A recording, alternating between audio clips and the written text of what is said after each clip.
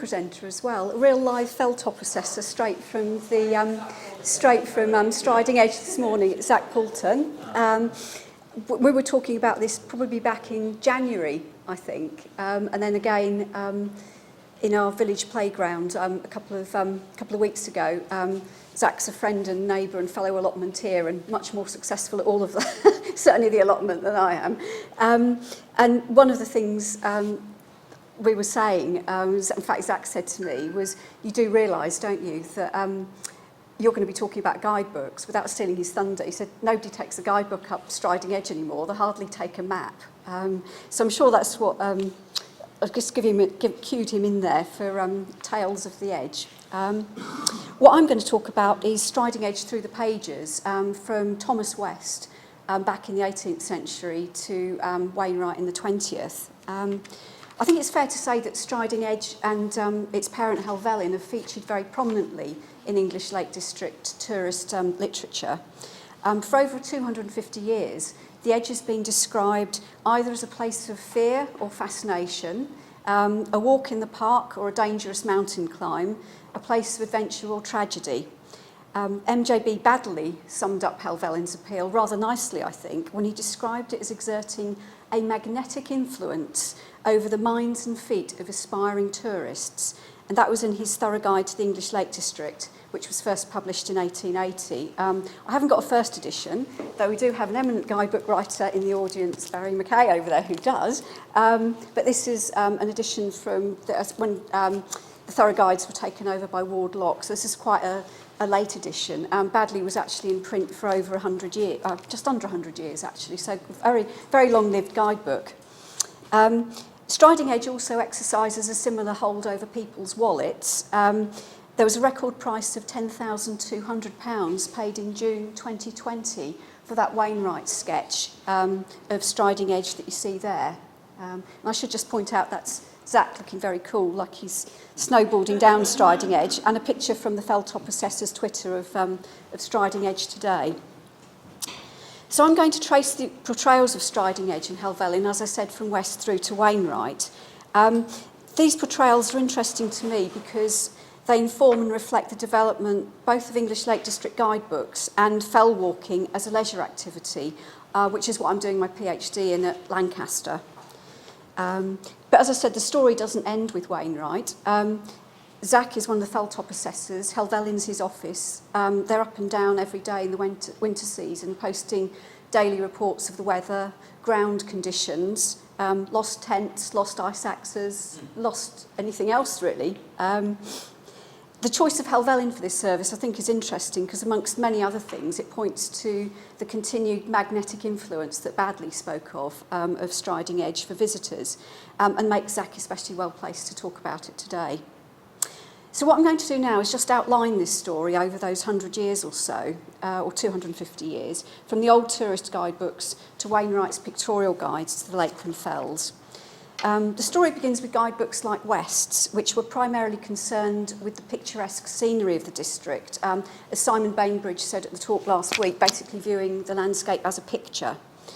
Visitors were drawn to the area to appreciate this, and the scent of well-known mountains such as Skidder and Helvelllyn, whether on foot or horseback, featured increasingly in domestic tour itineraries. This was a new way of climbing the mountains, and as Simon said, it emerged in addition to scientific and antiquarian research. So guidebook writers in the first half of the 19th century were concerned to ensure that these expeditions were taken safely, weren't taken lightly. So they included lots of warnings about the perilous nature of Striding Edge, and also an abundance of literary references to reinforce those. The story that keeps coming up is Charles Gough's death in a fall from Striding Edge, and Sir Walter Scott and Wordsworth wrote about it. I think rather tastelessly, I think John Wilson also wrote about it, but making the point that the dog that stayed by Gough's body perhaps wasn't being faithful, but was just perhaps a bit hungry, which is rather nasty. But I suspect I think that my dog would hang around for those very purposes. I daren't stop moving when I'm out on the mountain, just in case lose a toe or so. Then in 1847, the railway arrived just down the road in what became Bowness on Windermere, and that brought more and more diverse visitors to the district. So comprehensive information was needed, and Harriet Martineau was the woman for that. She decided that what was required was objective, detailed information, and her guidebook of 1855 was the result. By the 1860s, things had changed again. The Ordnance Survey finished mapping the district. It was a watershed moment. Usable maps changed what was expected of a guidebook, while the guidebook industry as a whole was affected by what happened in the Alps and other parts of the world. It's the days of Thomas Cook's tours. So the guidebooks, I've got them over there. Herman Ludolf Pryor, it's a great name. Henry Owen Jenkinson and M.J.B. Badley himself in the second half of the 19th century. Those largely comprised detailed walking routes with practical directions and maps. I think you could probably pick up a Jenkinson now on certainly some of the really well-known routes, and you could still follow it. It's in that sort of level of detail. Striding Edge was now seen as safe in most weather conditions, though for Badley, Helvelllyn still retained, rather nicely I think, a halo of romance. Does it feel like it to you as you trot up every day? The 20th century then saw increasingly pictorial representations of Striding Edge. You'll probably be familiar with guidebooks of the Abraham brothers, maybe less so W.A. Poucher. Finally, there's the 7 volumes of Wainwright's canonical pictorial guide to the Lakeland Fells. What Wainwright did, those guides were published between 1955 and 1966. And I think more than any of the other guidebooks, he really integrated text and illustrations more fully than previous writers to describe what he called this fascinating place. So that's an overview of the story I'm going to tell. I'm now going to start with West's Guide to the Lakes, 1778. Now, this is widely acknowledged to be one of the first, if not the first, guidebooks. We might not always think of these old guidebooks in the same tradition as the modern guidebooks like Wainwright, but they are, and they also affirm, I think, that people have been taking to the hills of the area in different ways for quite a long time.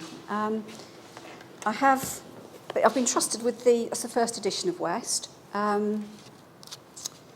from 1778, but also you can see how these guidebooks didn't necessarily become more portable.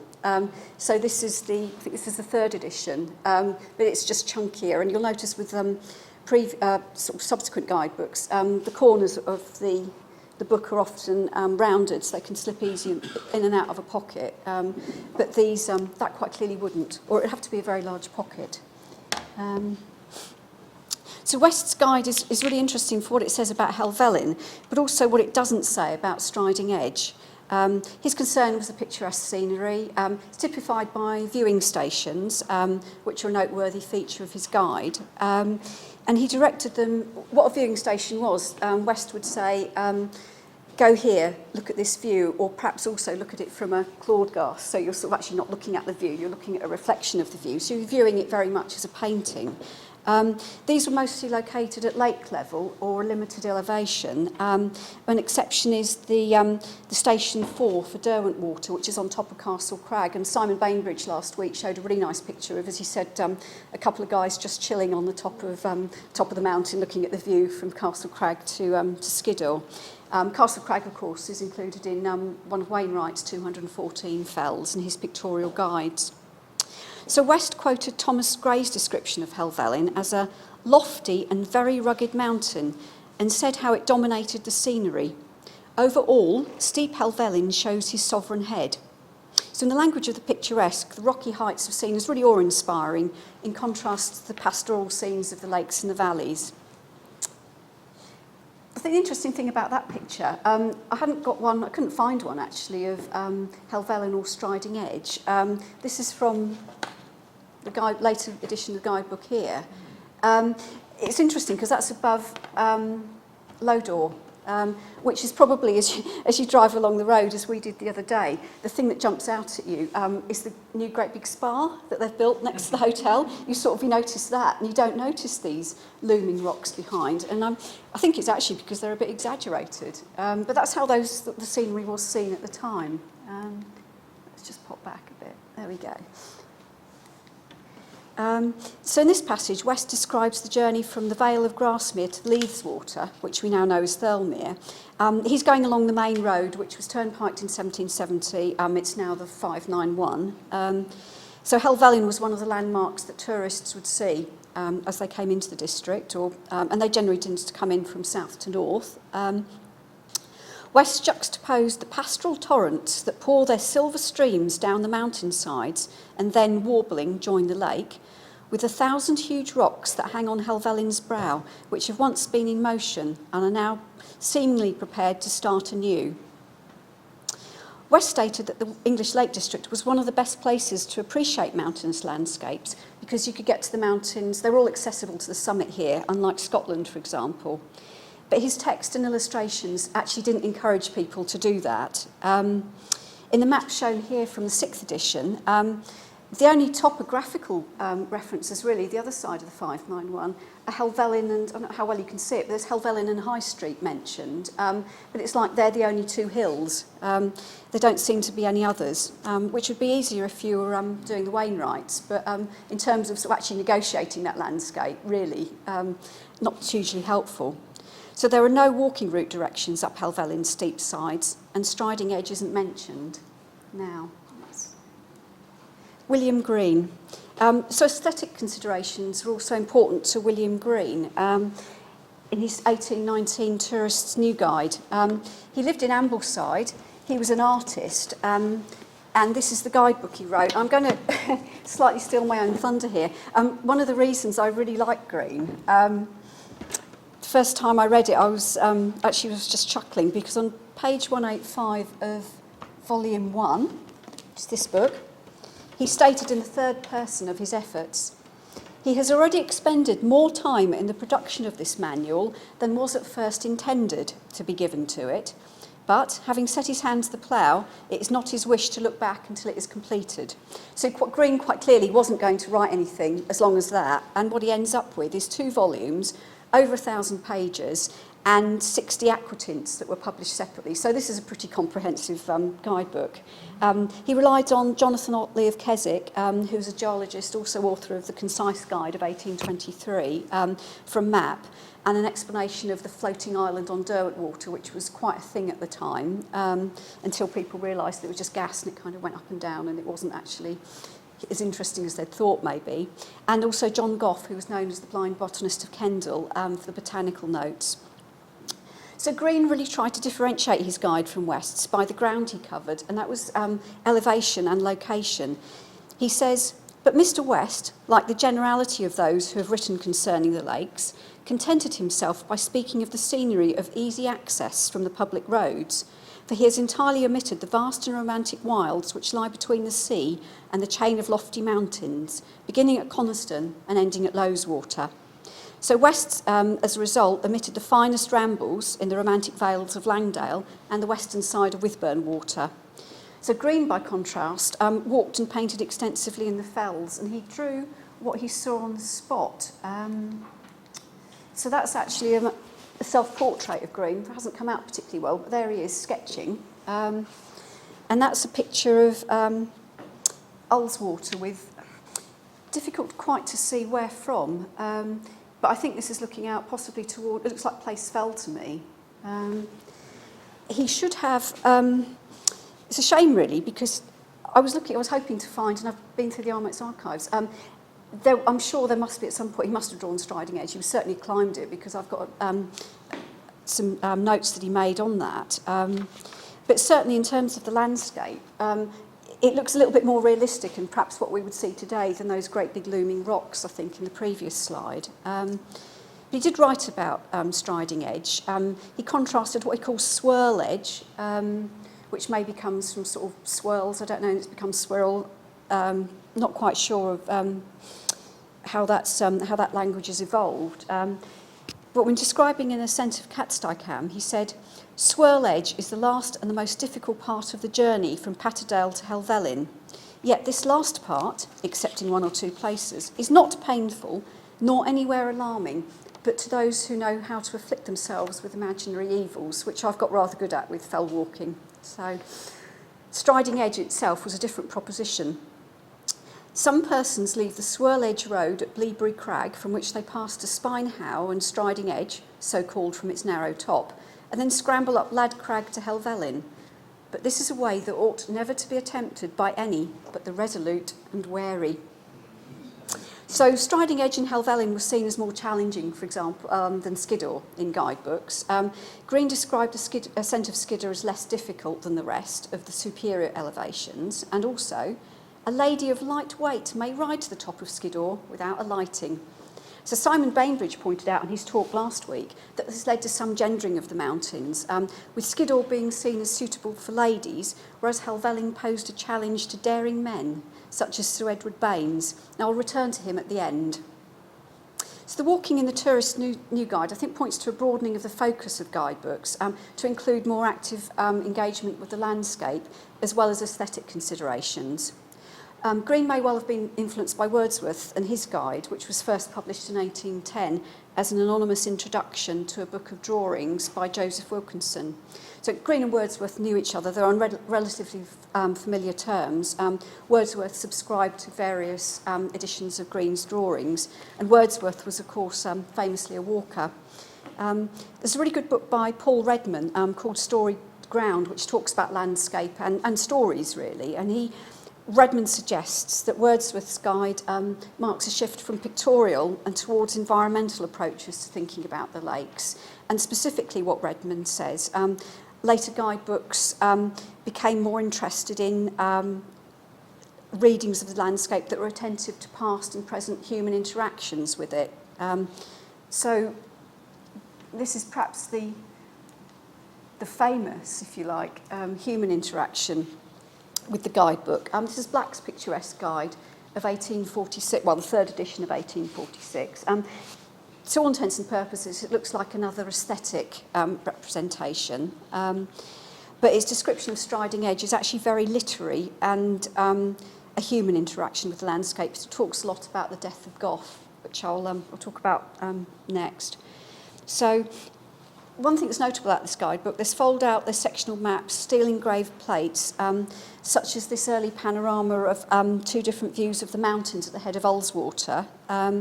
One is from a height, one is from lake level, and it's done by Flintoff. I don't know if anybody's seen the, I think it's brass actually, it's that panorama in the Keswick Museum, but it's that sort of relief model, not panorama, relief model of the Lake District, incredible thing. So it's done by the gentleman who made that.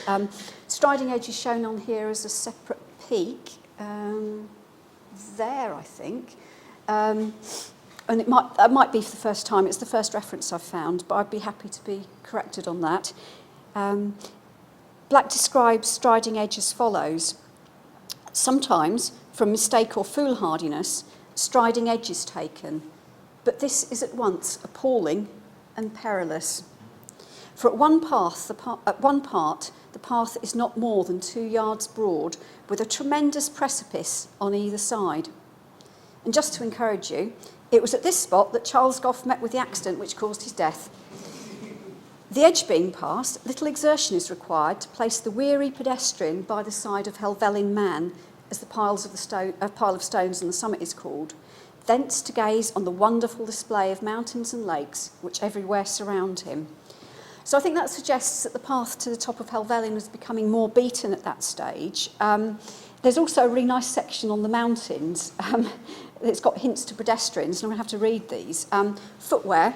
Shoes allow freer play to the ankles than boots, so he'd be quite happy with people going up in trainers nowadays. Clothing, an oiled silk cape.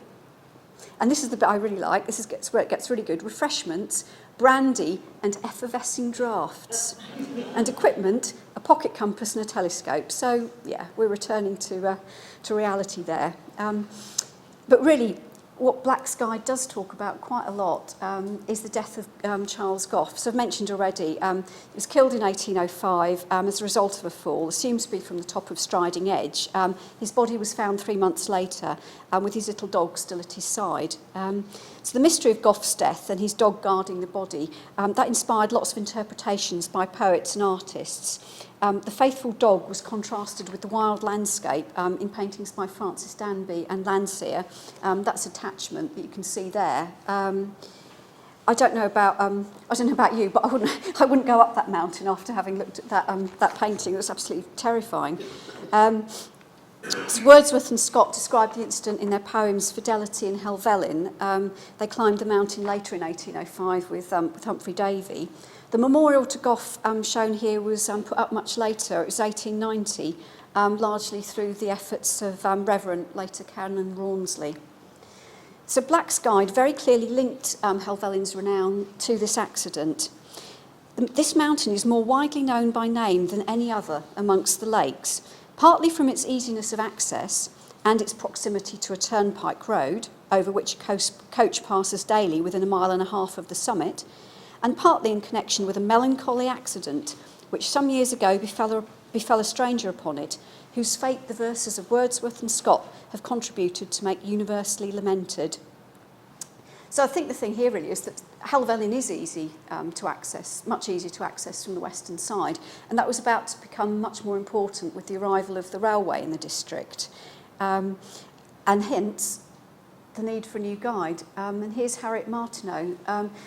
I like that picture of her because the other ones that you tend to see that make a play on her deafness. So there's often with her sort of cupping her hand, whereas she looks, she isn't represented, I suppose, as being defined by that characteristic there. And equally, she doesn't look like an active fell walker. But she did research this guidebook herself on foot, and also took a carriage tour to refresh some of the details. There's James Payne was accompanied her on that tour, and it's a bit of a shame because when you read the guidebook, Martineau was trying so hard to be objective about everything. She talks about the inns, and all of the inns are good. And you think, well, this is actually quite cheering, isn't it? She didn't ever stay in anywhere terrible. And it turns out when you read Payne, that some of her companions, actually, or one of her companions had said to the innkeepers, Harriet Martineau here, she's researching a guidebook. So the inns always were reasonable because they were given a discount. So Martineau declared a new guide is wanted, and she provided them with information on excursions, pedestrian and otherwise, the good inns, availability of transport, which included omnibuses, carriages, horses, boats by that stage. She also talked a lot about cultural markers, houses of the gentry, for example, and poets, as well as local folklore. There's quite a lot on, I think it's Josiah Brown, a gentleman, farmer, I think, down in Troutbeck, who's famous for riding a bull, but that story comes up a few times. There's also illustrations, I'll flick forward. There's also illustrations and panoramas like these.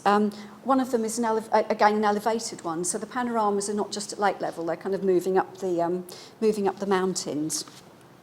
It's one of the first guidebooks of the railway age. Partly also because its publisher, John Garnett, was also the first station master of Windermere, also the first postmaster as well, so he had his finger in many pies. In contrast to Wordsworth, who was her neighbour and acquaintance, Wordsworth was vociferously opposed the railways, but Martineau saw them in a much more positive light. Her guidebook's quite unusual because Wordsworth has a slightly perhaps romanticised view of Cumberland statesmen he talks about, whereas Martineau doesn't have that. She's sort of quite critical sometimes of their farming habits. She'll talk about drunkenness quite a lot, and she'll talk about ignorance in the native population. So that's quite unusual in these guidebooks to sort of find that. But she does talk a lot about walking, which is another shift in focus towards the fells and away from the lakes and valleys.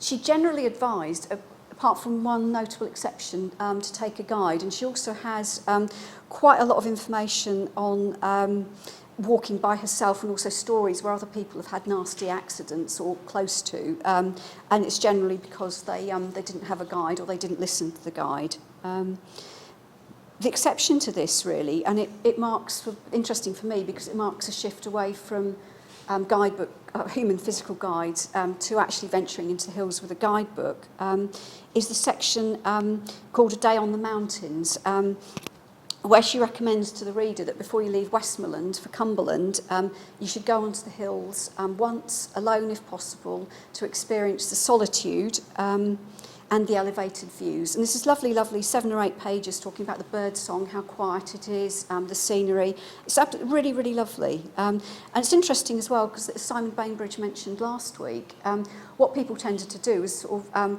you want to go up Skidder today, I want to go up Skidder, we meet at an inn, there's a guide, off we go. So people were sort of thrown together in rather sort of ad hoc groupings. Whereas Martineau's suggesting, no, go by yourself and experience the hills. Having said that, the hill that she selected for this excursion was Fairfield, because she said it was safe in fine weather, and she has a whole list of things you've got to do before you go up Fairfield, equipment, etc. But it's primarily because Fairfield was safe. Helvelllyn at this stage still wasn't. She stated, even though she stated that no mountain in the district is, we believe, so often climbed, and she detailed 3 ascents from Grasmere, she recommended that it was done from Grisdale via Red Tarn, because there were stakes to tether horses. So there's your ponies, sir, before the steep scramble to the top. I think that's quite nice, isn't it? I'm sure we can all kind of empathise with that at some point in the hills, having the idea of a pony, either to take you halfway up or carry you down, would be quite nice. I've only got 4 Wainwright summits left, and actually I could have done Great End coming down, would have been quite nice to have a pony down Grangegill. I could have gone for that. So Martineau's portrayal of Striding Edge was also literary. She referred to Goth's death, but rather dismissively, actually, I think. Everyone knows the story as told by Wordsworth and Scott, so it's kind of a sense that's a little bit old hat now. These references, I think, were to be expected. She was a Victorian writer and journalist. She also used her guidebook in part to put herself on what was becoming like a developing literary tourists map of the Lake District. And she drew attention to a house, the Knoll, which I think is under Loughrig. I did look it up, and it's a hugely expensive holiday let now. I think you can stay there for £2,500–3,000 or so. And that's a house she built herself, as a whole other story. But she drew attention to that specifically in her guidebook, The Knoll, Residence of Harriet Martineau, and she complained of elsewhere of being beset with visitors. It's putting herself on a par with Wordsworth, who was always having bits of his laurel hedge, I think, snipped off and taken away as mementos. So she called an ascent of Striding Edge always foolhardy. So it's echoing Black, isn't it, really? Very, very similar. By contrast, Swirrel Edge was most trying to unaccustomed nerves, though there is no real danger. Now, here's Herman Ludolf Pryor, and an important shift that's happened. Between Pryor in 1865, Jenkinson in 1872, and Badley in 1880, Ordnance Survey maps of Westmoreland were completed and published by 1863, and Cumberland by 1868. So this is a watershed. Usable maps changed what a guidebook contained and what it could do. You could explore the uplands relatively safely with a guidebook, without a guide. However, the newspapers of the time, they report sufficient incidents of things going a little bit wrong or badly wrong to suggest that the skills to use these took a while to develop. So what Pryor and Jenkinson and Badley represent is a move towards a more practical and sort of pictorial treatment, really, of Striding Edge. The guidebooks are all largely overlooked today. I suspect, really, because they've been superseded by the pictorial representations and also, the paths change on the ground. But these authors are significant because their detailed walk directions and accurate maps, they reduce them in scale from the Ordnance Survey to get them in a reasonably pocket-sized volume. They influence the development of fell walking and guidebooks going forward, particularly Wainwright's. Jenkinson, and this is the much more recent one of Badley, these were the best-selling guidebooks after the Ordnance Survey finished the mapping of the district. But in a sense, you have to like Pryor, because I think it might actually be the 3rd edition. I think he says in the preface of this, he basically says, yes, Jenkinson and Badley are great, but hello, I got there first. I was published before them. And he's got an awful lot of walking directions. He has to be paid attention to because he's got an awful lot of walking directions in his guidebook. There's a succession of pedestrian routes. They're all based on personal observation. Subsequent volumes have actually got timings down to the minute. He doesn't actually say how he's calculated those. So if your stride length was different to Pryor's, you possibly wouldn't be taking 8 minutes. You might be taking 12, or you might be taking 6. But he's interesting for Striding Edge because he describes it as a place not of terror, but instead of being of little account. Sorry, I'll flick forward again. So there's all of the Armitt's collection of books, and these two are interesting because they're quite clearly pocket volumes and they're tiny, about that size. One of them. Prior described Helvelllyn alongside Skiddaw as being free from difficulty of the mountains most usually ascended, and at this point they were Scawfell Pike, Helvelllyn, Fairfield, Coniston Old Man, High Street and the Langdale Pikes. He said, on Helvelllyn indeed there is a piece of rockwork, Striding Edge, which has been denounced in past times, but it is really safe enough and worth doing. Besides, there are several other approaches, so it's, if you can't do it, you can go round. Whilst at first sight it seemed appalling, the difficulties were in appearance rather than facts, and Prior says there's no danger at all if the narrow neck connecting Striding Edge with the summit plateau was followed. If, however, on full consideration, the tourist does not like the look of this scramble, the Squirrel Edge path on the left of the summit offers a safe alternative. And he recommended this route as the best ascent for pedestrians. He also compared Striding Edge with Sharp Edge on Blencathra, saying, except in head, however, no other quality of a cragsman is required for Sharp Edge. The footing is ample, and the hands would be less called into requisition than even on Striding Edge. So some interesting things going on there. There's tourists, pedestrians, there's cragsmen. What it does say is adventurous walking had come within the reach of the regular visitor, but what was outside their experience was rock climbing. Cragsman points to a growing distinction between climbing and other forms of upland pedestrianism. There's increased danger had been associated with climbing after the Mathorn tragedy in 1865, and the 4 climbers and guides and Whimpers party were left dead. So this association also ultimately led to the codification of climbing as a sport because climbers needed ropes, etc. There were different routes, became much more specialist. Prior does mention, in the 7th edition of 1890, he does mention Gough's death, probably because of the recent memorial. But he attributes this and a fatal accident which befell the Honorary Lennox Butler on Great Gable in the winter of 1864-5 to a slip on snow. He says there's no risk in Striding Edge in ordinary weather. Now here's Henry Owen Jenkinson, very similar again to Prior. Really no danger to be apprehended on Striding Edge. And this is a gentleman who was very, very keen. He was the first station master of Keswick. He was very, very keen to get people to the lakes and also, I think, particularly to bring them in via Keswick. So his guidebook, in a way, it's not everything that it is, but there's an element of it where if you look at the actual sort of proportion of the pages, it's something like probably about 40% of this is devoted to walks from Keswick compared to the rest of the district. So he's really trying to, for want of a better word, market Keswick to his readers. So he basically says that there's no danger, and the reason that people think Striding Edge is dangerous is because of what happened to Gough, but really this is fine. Similar to Martineau's guide in the sense he's very empirically informed. He's got a sense of writing for you, in service to you. He does actually say he's writing in service to the ordinary tourist. Prior's a little bit different. He's one of those people that you laugh at, but you think that you really shouldn't. He's got this description of the main road, which people may agree with, having travelled up it this morning. The main road from Windermere to Ambleside, he describes as being reeking of bad cigars and Cockneyism, where Cockneyism was a sort of shorthand for the most vulgar thing that could be. So Prior was saying, I don't really like day trippers, I'm not really writing for you, I'm writing for people who really understand the hills. Whereas Jenkinson was writing for everybody. He believed very strongly in access to the mountains for all. He led the Latrig Trespass in 1887, and he travelled on foot over every inch of ground, and he really, really did. He was a prodigious walker. I think he was probably one of the first people. Around this time, there was this challenge developed for Lakeland peaks, and he was one of the first people to do that and to describe it. So in that sense, quite similar to Wainwright. And in fact, Wainwright said of Jenkinson's guidebook that it was the best one ever written, by implication including his own. So very, very practical. He says that at other times, with ordinary care, little or no danger may be apprehended on Striding Edge, so falls are due to slips on snow. It gives the same ascent route up.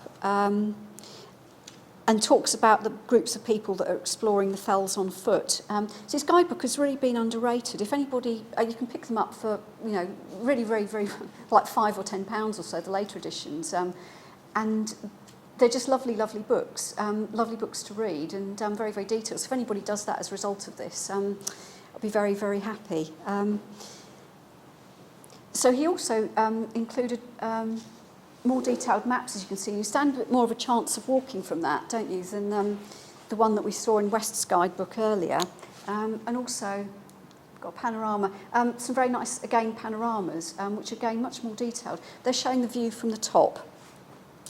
As well as all of the fells that he included a 14-day pedestrian tour, which sort of leaves you sort of reeling slightly, and what he calls a flying visit of 9 days. John Brewer has described as a lovely book called Pleasures of the Imagination, how these guidebooks basically cannibalised each other, they fed off each other, and they gained sort of gravity and weight, I think he says, as a genre by doing so. This is quite well illustrated by the time we get to the 7th edition of Prior's Guide, because Prior effectively copies these skeleton tours that Jenkinson has done, as well as he actually does, by this stage, he's realised he probably needs to talk to the excursionists a bit, so he does have stays of 1 or 2 days at the lakes. That could also be, his publisher was John Garnett of Windermere, the same as Martineau, and that could equally be that Garnett was quite entrepreneurial. It could equally have been Garnett saying, oh, let's have a bit in here for this audience. The guidebooks are also very similar as well. That's Jenkinson, but here's Black as well, and Martineau's guide. It's all sort of similar sizes, embossed covers, gold printing, so rather lovely. But again, getting a bit more portable, but still fairly chunky. So now, Mr. Baddeley, The Thorough Guide to the English Lake District. Really widely read, hugely influential, more long-lived than either Jenkinson's or Prior's guidebooks. These images are courtesy of Barry Mackay in the audience, who's got an amazing collection of these books and has studied them himself. So a lot of what I'm going to talk to is as a result of conversations and a lecture Barry gave to the Wordsworth Trust in 2015. So when Baddeley first came out, 1880, it's really the heyday of Victorian pleasure travel. And it's incredible. This book remained in print until 1968. So on and on and on Baddeley goes. It goes through various iterations, but it still stays current. He moved to Windermere. He retired from teaching aged 41. I think probably because these guidebooks were becoming very successful. He probably could no longer rely on being able to do the research in the holidays and teach for the rest of the year. By this stage, getting into the hills was becoming more popular. And he says, since the days when Borrowdale was regarded as an inextricable maze with no outlet except the narrow defile at its lower end, and climbers of Saddleback were so astonished as to be obliged to stop and let blood during the ascent, public opinion has greatly changed on the subject of mountaineering, and it's now generally admitted that in the English Lake District, it is not only a healthful and invigorating, but also a perfectly safe recreation for people of sound constitutions and vigour. So he talks a lot about views, Baddeley, and he's actually not particularly complimentary on the view from Helvelllyn, somewhat monotonous, and the ascent of excluding Striding Edge is rather tedious. However, Striding Edge is by far the most interesting and, with a reasonable amount of care, quite safe. Editions 1 to 4 of the guidebook said that the giddily inclined, which would be me, would prefer Swirl Edge, but by the 5th edition of 1889, that's been removed. In the whole mountain is absolutely fine and safe, but it's still got this halo of romance from the death of Gough. I just want to talk about the maps in these 3 guidebooks as well, because you can see how they've changed. The biggest change really was Baddeley's guidebook. That's the first use of printed layer colouring. It's by John Bartholomew, the Edinburgh cartographers. So I think from that, if I was looking at that, it's very similar to the Harvey maps nowadays, I think, when you look at that. And you can actually see, I think, much better what you're getting yourself into. You can see the different elevations, they're marked. If you assume that the higher the ground gets, the more complicated it gets, then that's really a really nice visual depiction. And of course, Jenkinson and Pryor caught on as well. So here's a map from the later edition of Jenkinson's guidebook. I'd struggle a bit with that because I need to have the maps north-south, and for some reason this is slightly rotated. You're right if you're walking along the screes, but otherwise I'd struggle a bit. And there's Pryor's. I don't know how well you can see that, but the red markings there are footpaths, which again puts me in mind of the very recent Walker's editions of the Wainwright guidebooks that Clive Hutchby's just updated, where the footpaths are all, to some sort of consternation among Wainwright enthusiasts, have all been marked very clearly in red. So I think one of the things here is that because the mapping had improved, places such as Striding Edge, actually, they were appallingly perilous not so long before. Now they're perceived to be safe. Interestingly, Baddeley also, he didn't just reproduce the mapping, he corrected it from the Ordnance Survey, and that's something that you see in Wainwright as well. I've actually I can't believe I'm telling a room of people this, I have actually gone through all of the 7 Wainwright guidebooks and noted down, well, Lizzie's smiling, she would have done the same.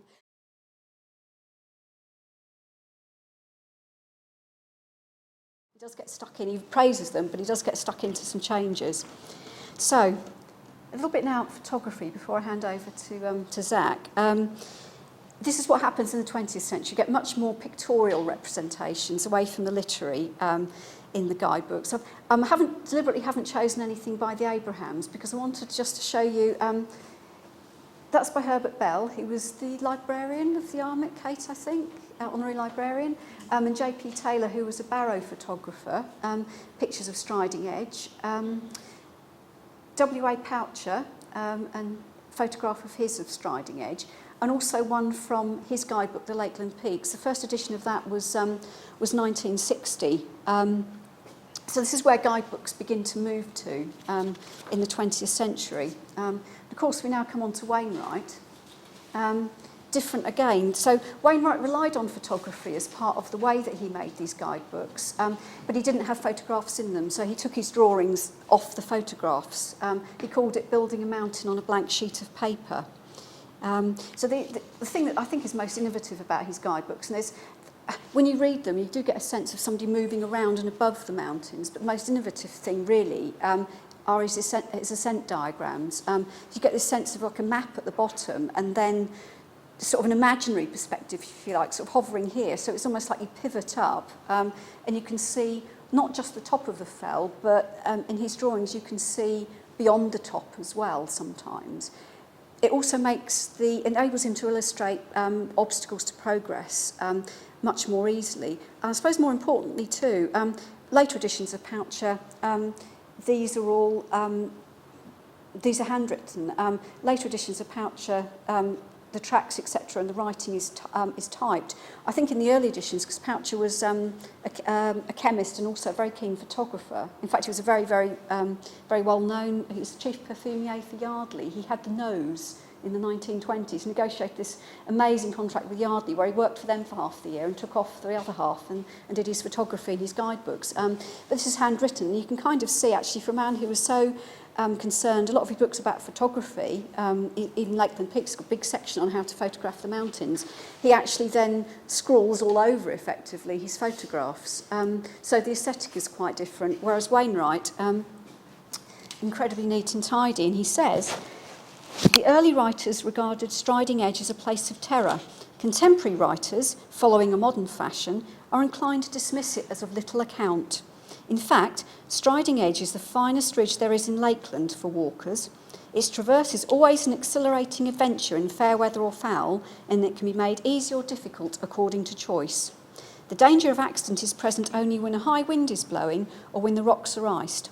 In a mist on a calm day, the edge is really a fascinating place. So, this is where I end.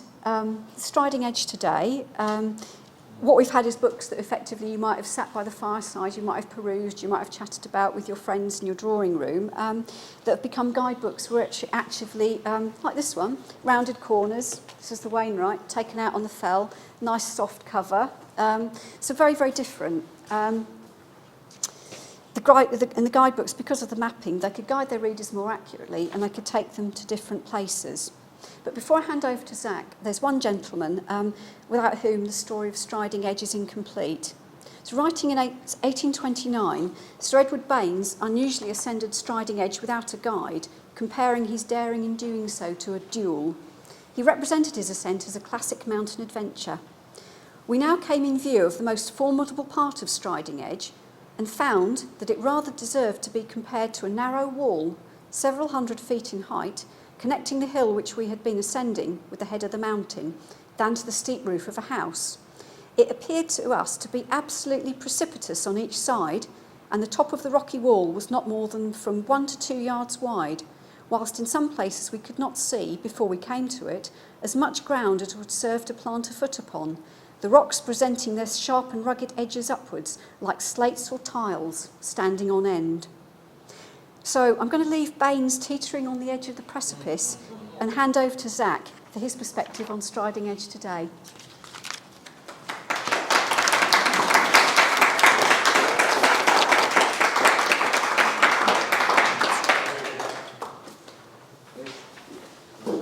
Oh, sorry, you do, don't you? I'll leg off with it, yeah.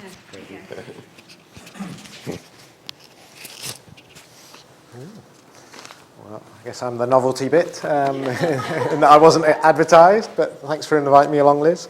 Yeah, I'm one of the fell-top assessors for the Lake District National Park. It's one of these random jobs that come up every now and again, but basically I get paid to climb Helvelllyn every day of the winter, or 3 of us do on a rota. And we've just literally finished the season today. I've just done the last ascent. And we really are just a resource for walkers and hill goers, mountain bikers, flyers, anyone who wants to use the hills, just to report the conditions on the ground and get that message out, sort of the safety message, I guess, really.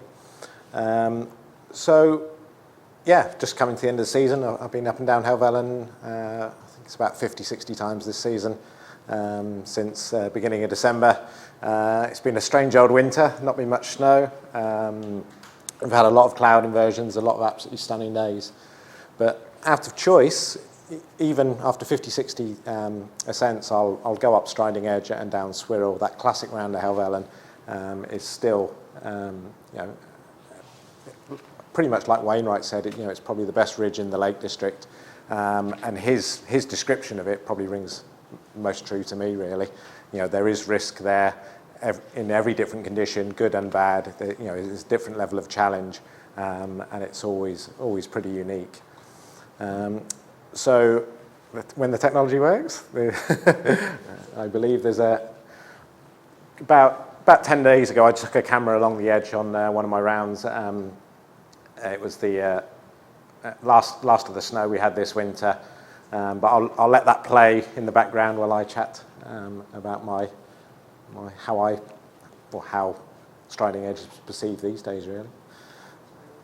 Yeah. Are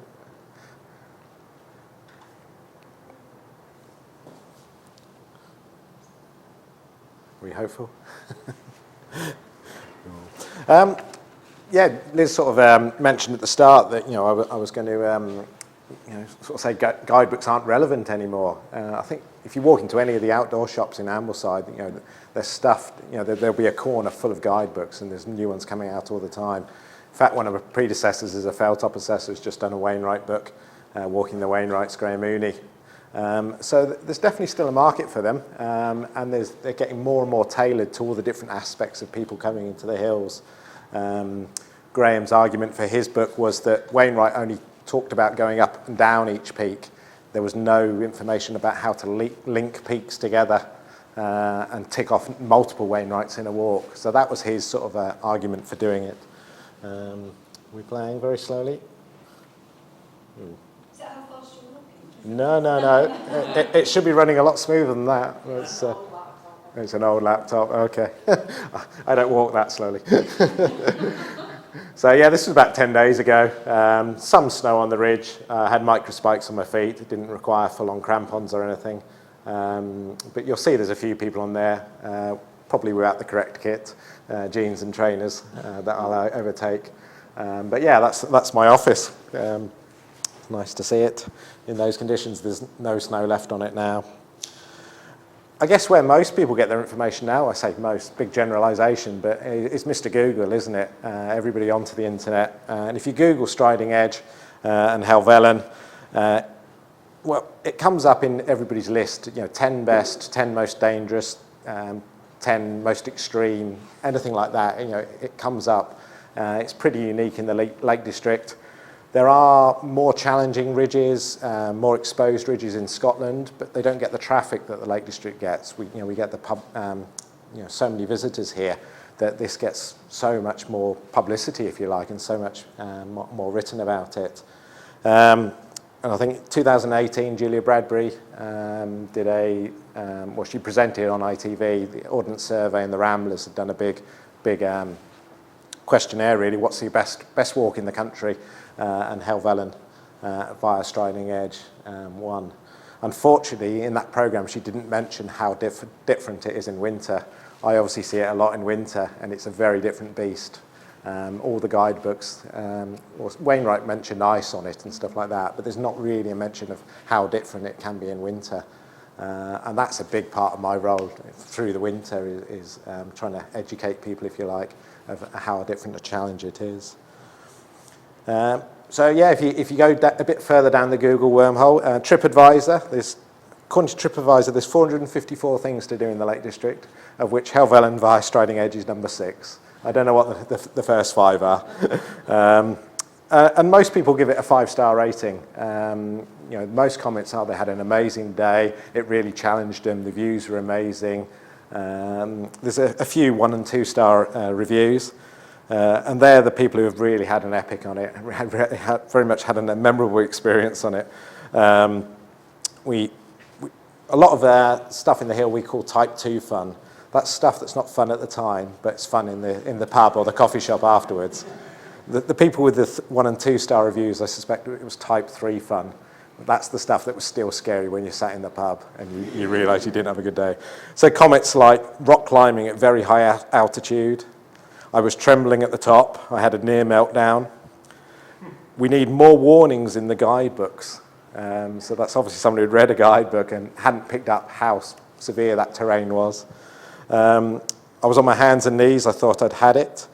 I think the best one, a 1-star review, the thing that spoilt the day for them was the aggressive ram on the summit that wouldn't let them get to the trig point. Well, it's a highlight, a memorable trip anyway. We're still trucking along the ridge. Yeah. When interestingly, going off tangent slightly, compared to a lot of mountain ridges, there don't seem to be many sort of named features on Striding Edge. The first summit you come over is Low Spying How, I think it is. Yeah, Low Spying How. And then people know the chimney, which is kind of the crux descent into the gap between the ridge and the head wall. And then you're up onto the top. There's the Dixon Memorial on there, which is somebody who came off chasing the hounds about 100 years ago. And apart from that, there's no real features to describe where you are, whereas many of the other sort of the classic routes, every little rock has got a name and a feature and named after people and things. I'm not sure why that is. I guess in the last few years, where a lot of people get their information has gone beyond Google, is social media. And just as an observation, we're seeing lots and lots of groups of young people and big groups of young people out on the hills. And even in the 5 years I've been doing that job, that seems to have changed. Whereas before, groups of young people, it'd be 2 or 3 a carload or maybe 2 carloads. We're seeing groups of 20, 30 now. And it does seem to be driven by social media, by influencers organising days out, and all my followers come and do Striding Edge with me. It'll be an interesting legal position if and when there is an incident with someone organising a trip in the hills over social media. It is great to see. Loads of young people are getting introduced to the hills. The whole idea of exercise and being out in the open, it really came to the fore during lockdowns, and a lot of young people, that's how they communicate. The rise of the influencer is people making a reasonable living just from walking up hills and posting pretty pictures, which I guess is the modern guidebook.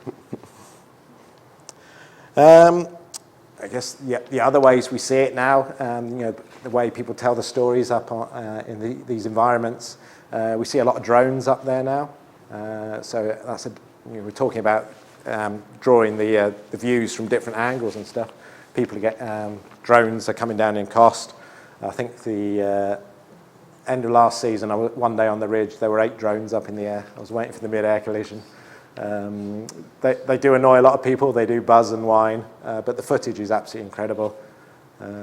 One of my other roles, I end up doing a lot of film safety, looking after film crews in this environment. We've had some professional heavy lift drones up on the ridge, filming people running along the crest, and it really, really dramatic. It could be anywhere in the world, especially in winter when it looks like this. And you get the right angle with the drone. Some of you will probably have seen Terry Abraham's film, Life of Helvelllyn, the third in his series. I made an unfortunate appearance in that, but yeah, I guess he's a modern storyteller. He told the story of Gruff. He told a whole series of stories of the people on the mountain. He was along Striding Edge. Terry's, won't mind me saying, he's not the most confident on his feet, a bit like Wainwright in some ways. So he always enjoyed the challenge of Striding Edge, whatever the conditions. I guess the other thing that people are going into the hills and onto things like Striding Edge with a lot less information. The classic example I saw, we were coming down Swirl Edge with a group, and I could hear a couple having a discussion, shall we say, somewhere on the east face on the steep ground above Red Tarn. And they sort of came round into view, not equipped, on snow, no ice axe and crampons. And the guy shouted up to me, "Is that the path?" And I was like, "Well, yeah, there's a bit of a path here. Yeah, come on up." And we got them up to us. And chatting to them, they'd literally Googled, what's a good walk from Glenridding? The classic Roundy the Edges had come up. He'd download it onto Google Maps, and he tried to follow the red line on the map. Hadn't zoomed in enough, so they'd come up to Red Tarn, headed up towards Striding Edge, got where they thought the red line was, but weren't aware that they were supposed to be on top of a ridge. And so they just followed this red line along the side, along the flanks of Striding Edge, and all the way around the head wall on some really horrible and exposed chossy ground. And they thought they were following a classic route because they were following a little red line on the map. They weren't aware they should have been on a ridge and over a summit. They didn't have that big picture, if you like. They had an interesting day. We set him right. We could hear him marching away into the mist, arguing all the way. It was all his fault. So yeah, people are, we're having a discussion at the moment among sort of professional mountaineers whether, we push, you must have a map and compass up here. The vast majority of young people coming up here aren't going to invest in a map and compass and aren't going to invest in the time to learn how to use it. But they're very, very comfortable using their phones, and actually mapping apps and following lines on maps is something that they can all do. So do we need to change tack, really? Asking people to carry a map and compass isn't doing the job. There's plenty of people up there without that, without the kit and without the ability to use it. So do we need to start teaching? And most people have a mobile phone up there now. And I guess, the final thoughts on the winter that isn't really mentioned, but it is a very different experience, and it does catch a lot of people out. It gets in scrambling guidebooks, it gets a grade 1 in the scrambling system. Scrambling grades go from 1, 2, and 3, and it's, by scrambling I mean it's that grey area between walking and rock climbing. You're using your hands, you're in consequential ground, so if you take a slip or a trip, there's some consequences. And it's become almost a sub-sport in its own right. So it gets a grade 1 thing. In winter, it's also grade 1, but in a different grading system, which confuses people. In the Scottish winter grading system, which runs from 1 through to about 13, I think now, So people think it's the same in winter because it gets the same number, but it's actually a different grading system, confusingly. Yeah, you do need crampons and ice axe up there a lot of the time. I've got an old British Mountaineering Council leaflet that says crampons and ice axes aren't needed in UK hills.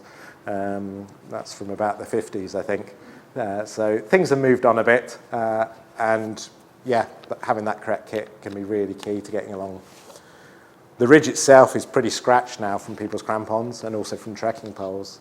It's kind of superficial damage. It's not fundamentally changing the ridge, but it, visually we can see the route to follow, really.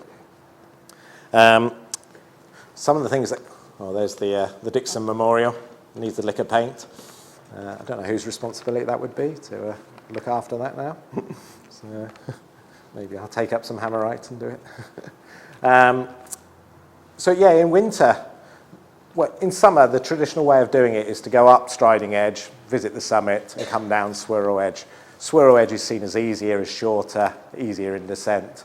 And most of the guidebooks have described it climbing up Striding Edge. In winter, people tend to do the same, and they can have a real battle with the conditions on Striding Edge, get to the summit and mentally relax. They think, I've just got to get down Swirl, I'm nearly home, I've done striding, that's the hard one. Swirl Edge faces a few degrees different to Striding Edge, and it actually holds a lot more winter. And we regularly see that the snow will be melting fast off Striding Edge, and Swirl will just have this amazing fluting of snow still. And you see people sort of relax, eating their sandwiches on the summit, and they walk around to the top of Swirl Edge and just look down into the abyss, and there's just this amazing fin of snow stretching down into the mist. You just see the colour drain out their face. So in some ways, Swirl, because it faces a slightly different direction, catches more winter, holds more winter, can actually be a bit trickier than striding in winter conditions. The other interesting thing for winter is that there are, in some of the more modern guidebooks, they describe how there are easy paths around the tricky bits on Striding Edge, mainly on the northern flank overlooking Red Tarn. We call it the chicken run, a bit of a derogatory term, but anywhere between 10 and 50 feet below the crest of the ridge, there are a series of little paths that have been eroded in, and they do enable people who aren't comfortable wandering along the crest to sample some of Striding Edge. However, in winter, those flanks get banked out fully with snow and can be really hard and icy. And like on a day like today, the easiest way is actually along the crest with all the exposure, but you can see a lot of the snow has been stripped off the actual crest of it. Well, that path down on the side would just be a sheet of ice. So again, that can catch people out. And I guess, moving even further forward, something that's come from Europe is something called sky running. It's a bit of a sub-sport over there, but extremely popular. It's racing over easy rock climbing terrain and ridges and up buttresses. Quite a high risk activity, but it's something that's come to the UK over the last few years. The Glencoe skyline along the Annakeegak, we run races along there now, and it's something that's coming to the Lake District. So in the last 3 or 4 years, there's been organised races along this sort of terrain. So you'll head up there one day and there'll be sort of maybe 100 runners running along Striding Edge, down Swirl, around and pick up some of the other ridges, pick up some of the ridges on High Street. So they are becoming a different sort of playground, if you like, and they're, I guess, the fear in some ways of them. Well, it's still there in terms of TripAdvisor, but there are some very, very capable mountain people who are using these areas as their playground. Oh, with the slow video, I've beaten my video. That was meant to be a 9-minute video from end to end of a Striding Edge, but gives you an idea anyway. All that snow's gone now.